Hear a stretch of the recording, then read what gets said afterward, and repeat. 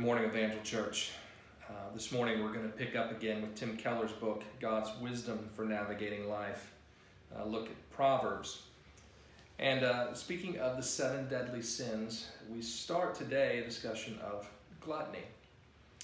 The verses for this morning's reading are this.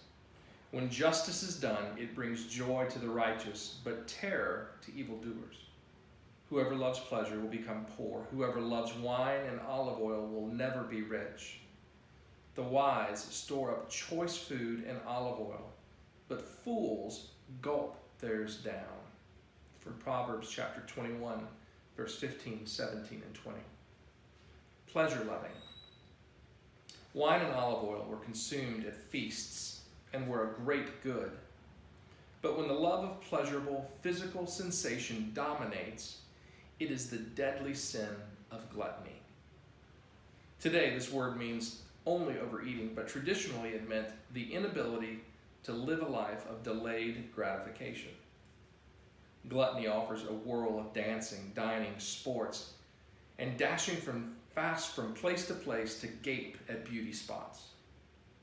Gluttony may lead to a literal addiction to food, drink, or drugs, to gulping them down. But even if it does not, the spirit of gluttony is always to take the easy way out.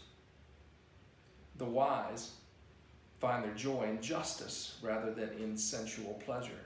Proverbs 21:15. Indeed, doing justice often involves the sacrifice of one's comforts and pleasure. For example, to give generously to the poor deprives you of wealth, which can bring physical comforts. But there is a deeper joy that is the byproduct of deprivations for the sake of God and neighbor. The great mistake of gluttony is to seek happiness directly rather than as a byproduct of living responsibly. The pleasure lover strikes out towards joy itself and finds poverty. Give examples of how the sacrifice of immediate pleasure leads to a greater satisfaction and happiness. And then this prayer. Lord, there has never been a society like mine where the powerful forces of media, marketing, and culture urge me to gratify my desires for comfort and pleasure. You died with only one possession, your robe. Oh, make me wise here, neither legalistically enjoying hardship for its own sake, nor avoiding it. Amen. Well, gratification of physical pleasure.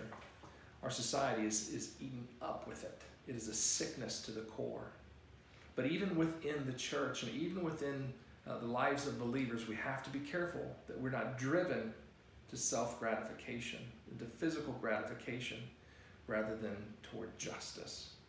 We seek the Lord. We find our satisfaction in the Lord. And in there is health and hope and joy and peace.